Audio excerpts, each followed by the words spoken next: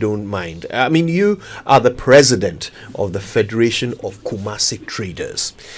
The finance minister will talk for 2 hours today from 10 till 12. But in those 2 hours, what are the main things you are expecting to hear so that you can plan 2025? Good morning once again, and good morning to our cherished listeners. The general overview of traders across the country is the expectation that the finance minister will be talking about the reduction of taxes. As we all know, when I talk about the taxes, I refer to the import duties at our various harbors, which is hampering the importation of goods, is affecting traders. Then also, to be specific in Kumasi, it is the expectation of traders in Kumasi that the finance minister will be talking about the phase 2. He will be making provision for the phase 2, the stalled phase 2 market, central market phase 2 project, which has been stalled for some time now. It is the expectation of traders in Kumasi that the finance minister will be talking about a provision that he's going to make in this year's budget. And then also, interest rate, the cost of borrowing. The high rate of the interest rate is very high. It has made the cost of borrowing very high. It is deterrent to we the traders, because if you access facility from our various banks, it makes it look as if you are rather working for the bank, because of the high cost of interest rate. Some traders are not even able to pay back loans or facilities that they collect from these banks. So these are some of the expectations. Then we expect the finance minister to also talk about the cancellation of the COVID tax and then e-levy.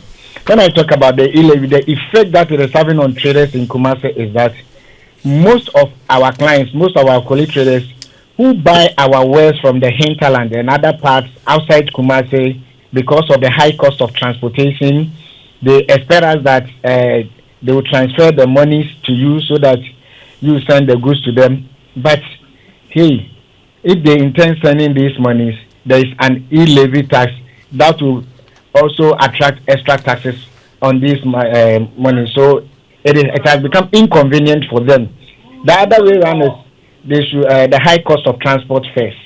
And the cost of transport fares is as a result of the high taxes on the fuel. Because most of our transport operators tell us that if you go to the pumps, they buy fuel at a higher cost. Our colleagues, the drivers tell us, if you go to Maazi, there is high cost of spare parts.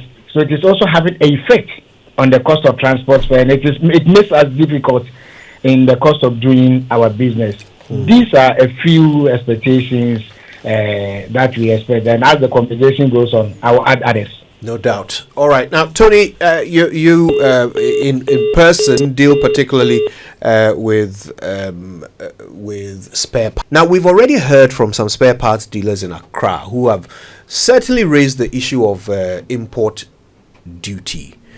How about Kumasi? Are there any other issues that spare parts dealers like yourself are expecting to hear dealt with by the finance minister? Do we have Tony Opong? Oh, it seems we may have lost Tony. Yeah. Okay, we'll reconnect. Tony, are you on the line? No? Okay. Dr. Dominic Owusu is a senior lecturer at UCC School of Business. Doc, are you with us?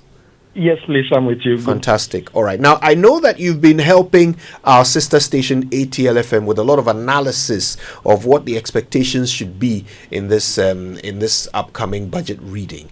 Give us a bit of a summary of what you think the highlights will be. Good morning once again to your listeners, and thanks for the opportunity.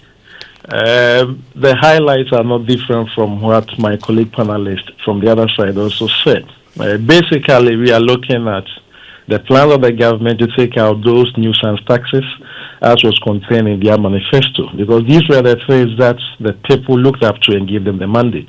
So COVID, we used to complain about it. E-levy, we've been complaining about it. And so we are looking forward that the government will be able to take out these nuisance taxes together with those others that are making the cost of living very high. And so once these things are done, we're also looking at how the government will also make proposals to deal with the revenue shortfalls that is going to be occasioned as a result of the abolition or the scrapping of these taxes. We hope that even though the government is going to scrap those taxes, we will not be also burdened with additional ones, so that it doesn't become like robbing Peter to pay Paul. And so we hope that the government will be able to take part of this burden away from it by scrapping these taxes and also put in measures so that we can at least have a bit of relief during the period that they are going to be in office. And then secondly has to do with how we are able to manage the dollar against the cedi. You realize that anytime there is a depreciation of our cedi, it triples to every sector of the economy. Transport, we suffer. Because whenever they are going to announce fuel increases, they talk about the dollar, the cedi depreciating. And so in Cape Coast, for example, mostly travel to Accra, Kumasi to buy most of the things that they trade in. And so if cost of transportation is not managed, it's going to also create a lot of problems. And you know the Cape Coast Accra Highway, which is also another thing that we are looking up to, that it was something that the previous government started. We're hoping that, as President Mahama promised, that the first phase will be completed and then even add a second phase where winning back to Mankasim. And if these things are done for the people of Cape Coast, who mostly travel to Accra, it eases the burden, the pressure, and it will make it easy for us to get to Accra. So we are looking that the budget will basically be able to address these our concerns as Cape Coasters. Right. Now, I'll come back to you, Dr. Usu, for a bit more of the big picture in the macro situation. Tony, are you with us?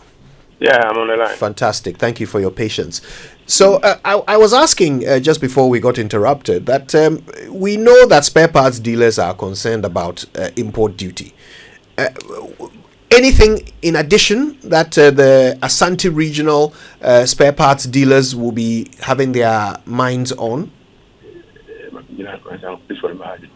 Yeah. Good morning once again, and thank you for having me.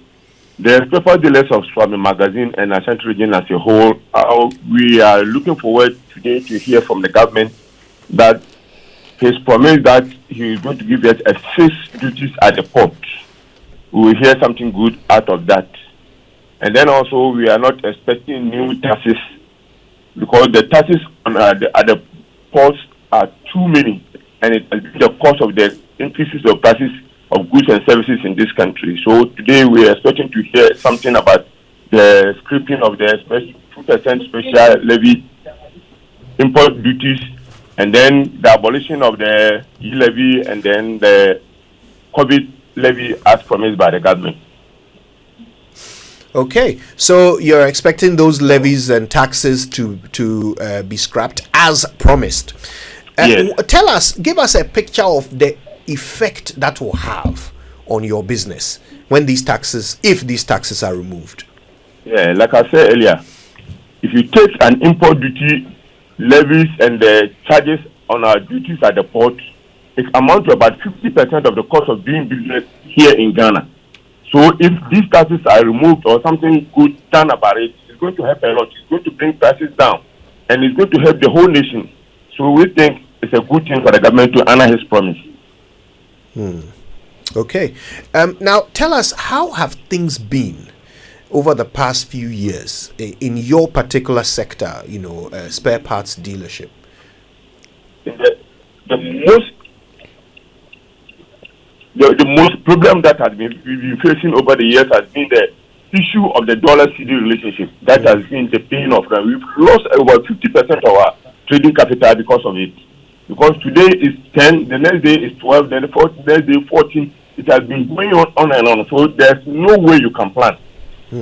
So it has destroyed every businessman's plan as far as the cedi-dollar relationship is concerned. Then also, as the prices of the goods, the dollar changes and goes high, it makes the price of the goods higher. And people come by because we know the liquidity system in the country is not good now. So it makes the goods and services very expensive, and people come by, you bring the goods, you're expecting to sell in 2-3 months, and in a year you can't order the next container because the goods are not being sold. And when you are selling at a higher price, people can buy. So you are forced to sell at the lower price, and when you sell them at the lower prices, you lose your trading capital. So it has collapsed a lot of businesses. That's an important point about the effect of the currency, and we're expecting to hear more from the finance minister on that. Prempeh, let me bring you in here. Many of your members of the Federation of Kumasi Traders, many of your members will be described as being in the informal sector of the economy. Now, we know that even though you are in the informal sector, you pay lots of taxes as part of the trade that you conduct. But one of the taxes that we don't really get from the informal sector is income tax, tax on your income. Tell me about that. Do your members tend to pay tax on their income? Well, yes, you are not far from right. Mostly we are in the informal sector. But those who operate in the lockable shops, and currently, if you even come to KGTR right now, the Internal Revenue Department are over around the market collecting their taxes from them. Except those who hawk, the hawkers, for them it is difficult to tax them. But even with them, I can say we still pay tax because there are some goods that we buy from the wholesalers. They put VAT on it. So indirectly, though we are in the informal sector, but we pay. That is our belief, that we pay taxes, because every goods, if you go to the wholesalers to buy them, the invoices that they give you, you see a VAT quotation in it. And if the government can find other means, because there are others who also earn income, but they don't pay tax. But I think with that, it will be the policy makers who can derive a policy to include or to bring us all into the tax bracket. I think it will be a good idea, because there are a selected few who pay these taxes. And so if the government will expand the tax net to include all, I think it will be good for the country. Yeah. But Kodo, I had this point to also make. Sure. You see, during the campaign period, the president talked about women's banking. Yes, I expect the finance minister to talk about it. But talking about it, how accessible is it going to be for the ordinary woman in the market? Is it not going to be the normal banking system that we have in the system, which is difficult for us to access? Is it going to be a party? Is it going to be party-based line, or it will be open to all of us? How accessible will it be? At what interest rate? Currently, if you want to access a facility from these banks, they will tell you to bring collateral. Most of our women who just need 5,000, 10,000 as startup capitals. If somebody needs 5,000, 10,000 as a startup capital, where is that person going to get a collateral to come and use it to access this facility? So I expect the finance minister to talk about this women banking and how accessible will it be for these vulnerable women who need just a little amount to start up. I think it is one of the expectations that we expect from the finance minister. Very important. Nana, I want to stay with you for a minute about these about the taxes, okay? Because you and your members are very adamant that you want to see the scrapping of the nuisance taxes. So essentially, the taxes that are making business difficult, you want them to be removed. There are those who say that, well, in exchange, you must also ensure your commitment to nation building by paying tax on your actual income. Not the indirect tax through VAT that we all pay, but the tax on the money you earn once you've made your income from your trading. The tax that we all pay on our salaries, the equivalent of that for those of you in the informal sector, that you must also pay it. Are you committed to that? Because just as I said earlier, I think the policy makers have to derive a policy that will catch us up. Because we those in the informal sector, how do you expect me to pay tax on the little income that I earn? Though minimal, but as a citizen, we know it's an obligation for us to pay. But at what form? what form are we going to pay? Because someone who is walking around, at the end of the day, the person earns, let's say, 50 cedis, 60 cedis a day. And we see it as a hand-to-mouth business because that 50 cedis, it will not even be able to keep the household for the whole day.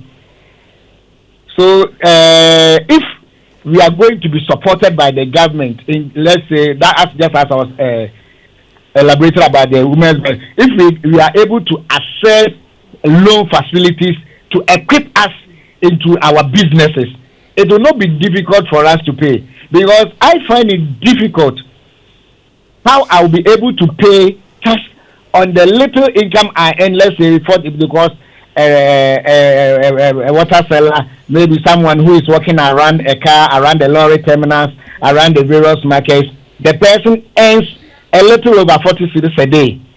Is that out of that 40 cedis, the person is going to use some as TNT, some for the school, the kids to go to school the next day.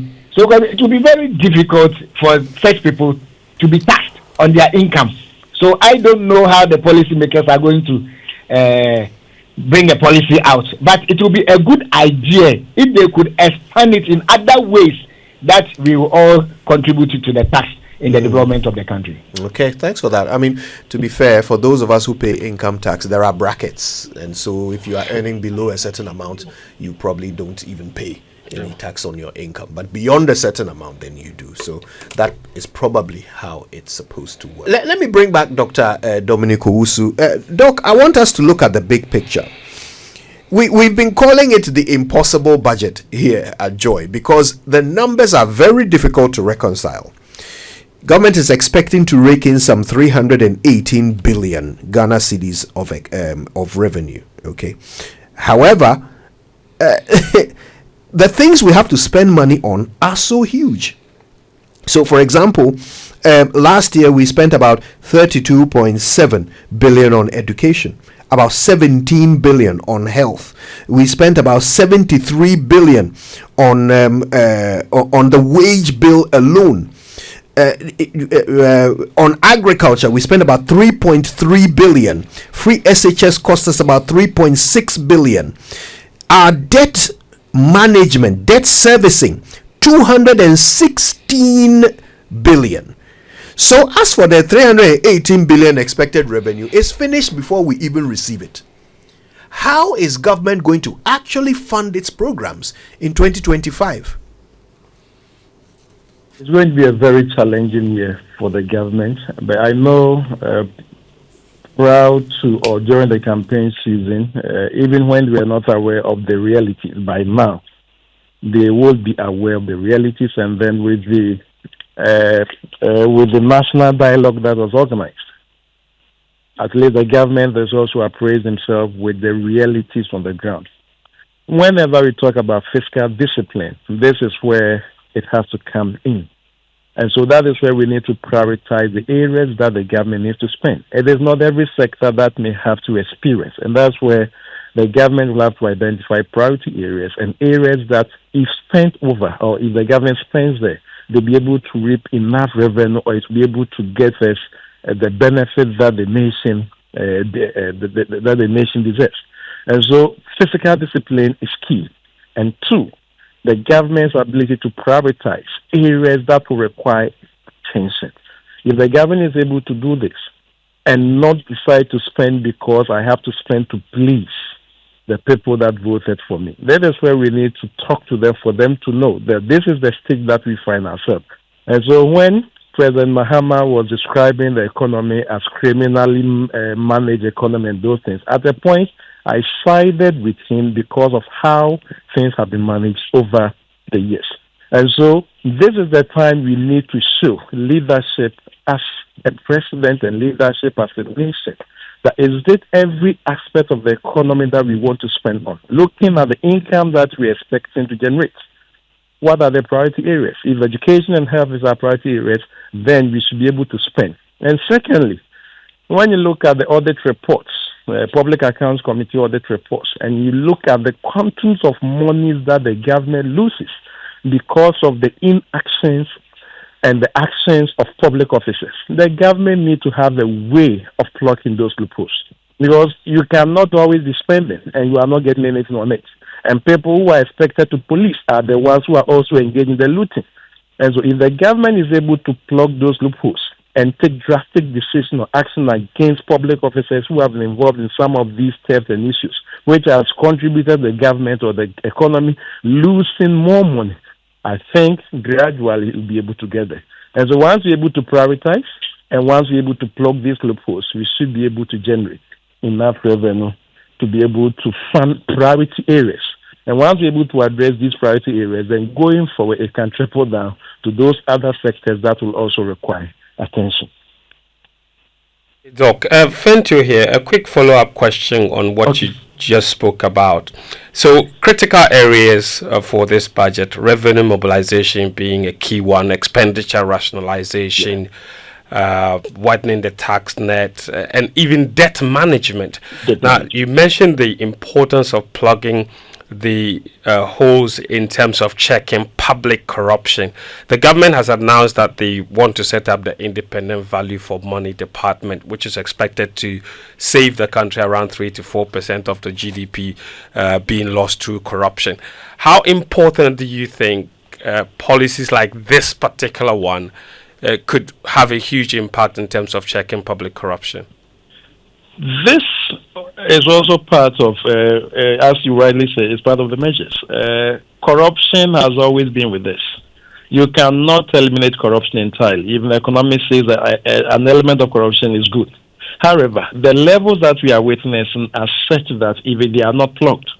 And so the policy that the Independent Valuation Committee is going to be set up is something that we need to all embrace. This is where the new government wants to take us to. And so we all need to support.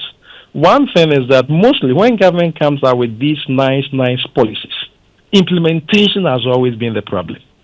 If you look at Public Account Committee and their recommendations, you can serialize and see whether all the recommendations that they have indicated, in some cases people have been prosecuted and the rest, have they been able to implement all of them? And so when it comes to implementation, that has always been the problem. And so the new idea, the policy to have an evaluation committee, because most of these things are also lost through procurement issues. And so once there's a value committee that will assess and then indicate what is right for the nation, at least we can save the country some amount. And as a nation, we also need people who are ethically upright. It has always been the problem. If we have people who are truthful, people who know that they are working for the nation and not for their selfish interests, whatever the government brings on board, and they are willing to implement wholeheartedly, devoid of any ill thoughts. Why should we always be complaining about corruption? Good morning.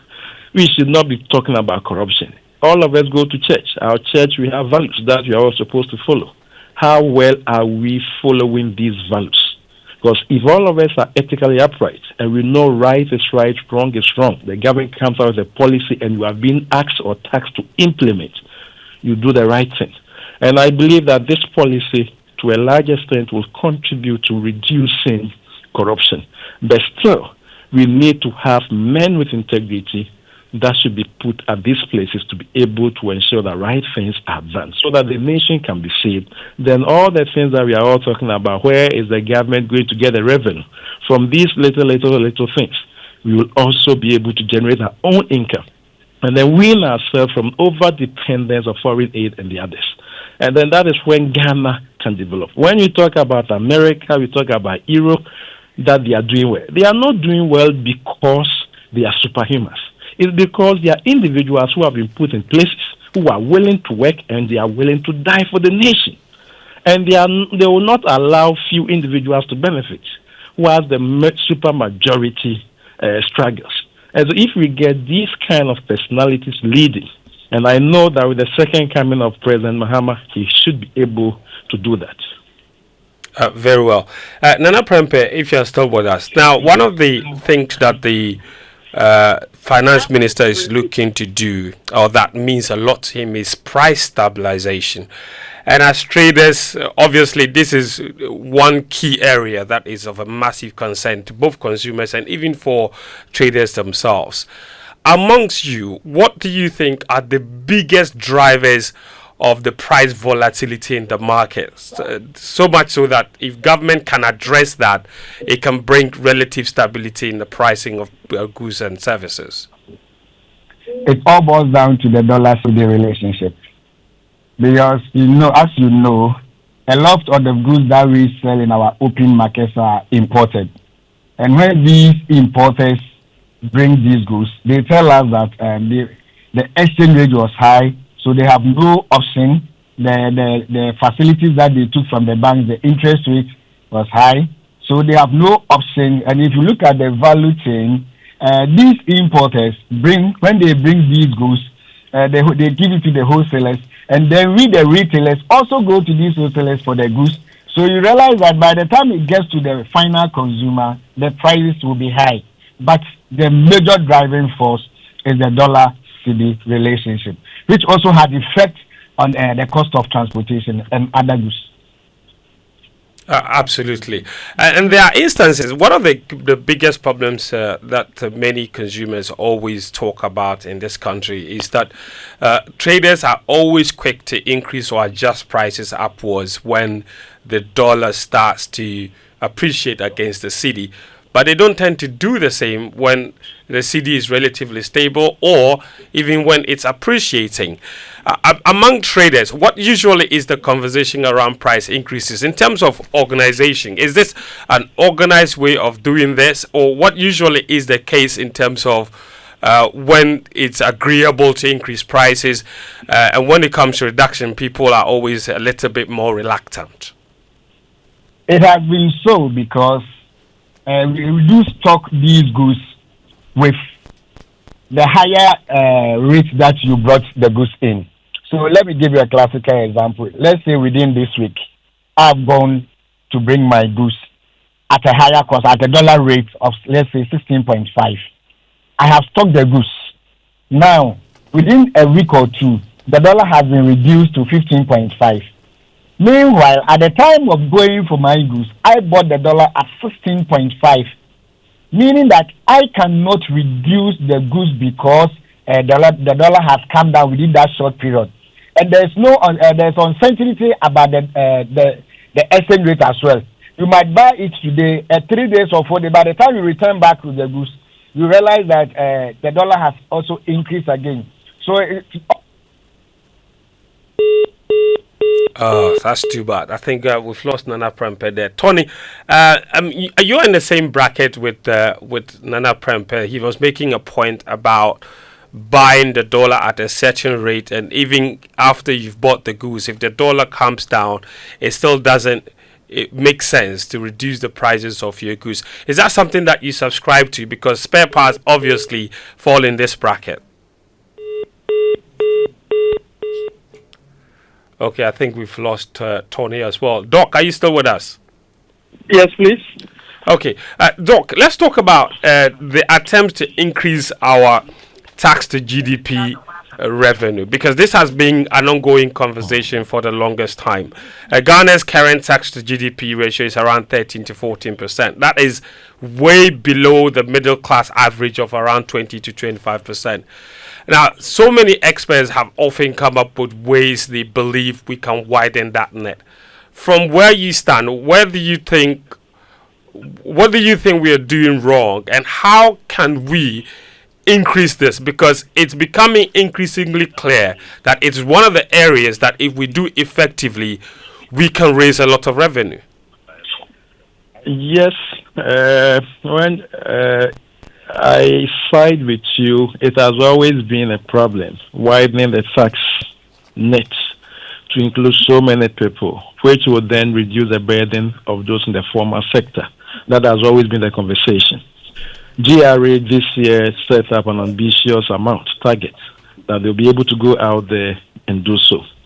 Now, our bane has been the informal sector. You realize the conversation that led to the introduction of the yield levy which was to bring in some of these informal sector workers who engages or uses the mobile money, that uses the mobile money for transactions. But unfortunately, at the time of its introduction, that was when the electronic transactions were gaining weight. And so even from the onset, it wasn't appropriate for us to have gone that direction. Now, the informal sector, they control a larger part of the economy. But these are the people who are not paying taxes. Unfortunately, when we even send officers there to collect peanuts from them, do they even end up with the state?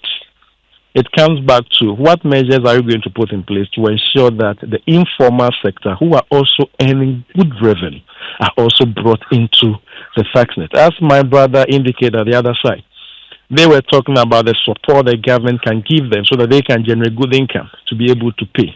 But my concern is, if you have little that you are willing to pay, you should be able to contribute to the national kitty. So my concern or my focus would be how the government ropes in the informal sector. As the formal sector, at the end of every month, your salary, your pay slip, it shows the percentage that you are contributing. So there's not much problem with that sector.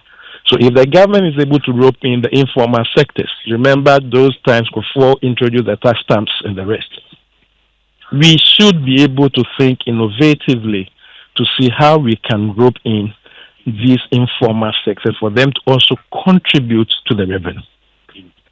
And once we're able to do so, then the people in charge of the revenue mobilization, we should also be able to scrutinize and make them more accountable so that the revenues that they're able to generate are not lost.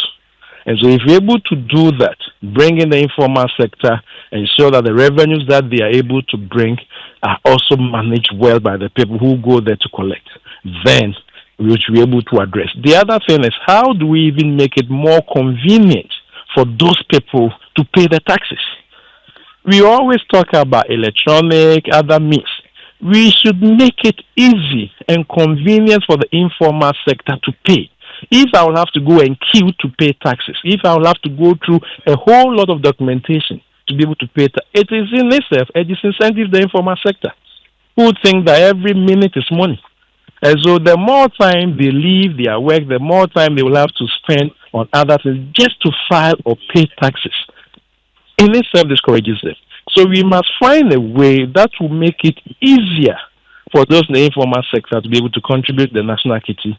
And if you're able to do that and make it so convenient for them to be able to contribute, then it becomes easy for us to bring them on board, whom they can also contribute to the national kitty and also contribute to the development of Ghana and also help the president to realize his dream of vision. I think that's a fantastic point, and it almost looks as if the only way to do that is if there was a way to track the earnings from the informal sector, because leaving the decision to pay taxes in the hands of individuals and asking them to voluntarily go and file the taxes is probably why we are where we are. Because even in the formal sector, if people's income tax wasn't deducted at source and it was given to them and they were asked to go and pay these taxes themselves, it's less likely that we would have been having any source of money from tax revenue from these people. There have been suggestions as well from some institutions, including the IEA, for example, that say the government must consider imposing a super profit tax on the big corporations like those in the extractive industry or the telcos industry, because they argue that this is a practice that is done all around the globe and it will not necessarily be chasing these corporations out. Is that something that you subscribe to, or you believe that because of the small nature of our economy, these corporations are already overburdened and any more taxes like that could chase them out of the country? I don't think so. They are not overburdened. If you look at the revenues that they are generating, and if you look at the income that they are earning, and the benefit they are giving to the state, I think they can do more than that. But to add, in all these conversations, it comes back to the government and their attitude and how they use our money. If people realize that money that they are contributing are not used in a way that is supposed to benefit the rest, what happens? And so when you go out there and you see that roads are being constructed, you see that hospitals are being done, you see that the government is doing little things, and the people are seeing, they are witnessing, and you come and you ask them to pay, I don't think naturally people wouldn't respond positively towards that. And so government also have a role to play. Government should be seen to be doing the right things. Government should be seen to be doing what it has been mandated to do. Back to the issue of the telcos. The telcos are making good money from it.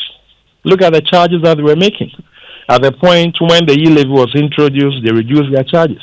And none of the telcos over the years have declared even a loss. All of them are making profit. So if we are asking them to contribute more towards that, I think it is in the right direction. And the natural resources sector too.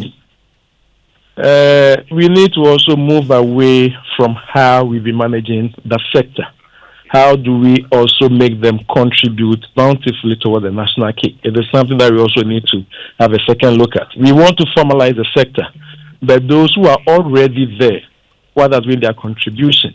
And so if we are thinking about the telcos making so much, if you look at the gold trading and you look at the appreciation of the gold on the international market and the rest, we should find a way that when they are also making some of these super profits, the state should also have a way of benefit. And this goes back to the original or initial arrangements that we enter into with some of these corporations. Indeed. Now, our time is almost up. Okay. So here's what I'm going to do. Nana Prempeh and Tony Oppong, we've just received indication that the finance minister is listening. Not just him, but his team. They are all listening to you right now. So 30 seconds each. Nana Prempeh and, I think we've lost Tony. But Nana Prempeh, you're still with us. In 30 seconds, speak directly to the finance minister. What are you expecting to hear from him today? Because I think we've said a lot, but the most important thing I would like to tell the finance minister from the trader's perspective, and it's about the dollar-cedi relationship. And then two, Kumasi, our interest is about the phase 2, central market, the phase 2 of the central market. We expect the finance minister to talk about it. Fantastic. Nana Prempeh, thank you very much for spending time with us. Nana is the president of the Federation of Kumasi Traders. We also heard from Tony Oppong, who is the Asante Regional Chair of GUTA. We lost him halfway through there. And we've also been hearing from Dr. Dominic Owusu, who is a senior lecturer at the University of Cape Coast's revered School of Business. Thank you all so much for your time with us this morning.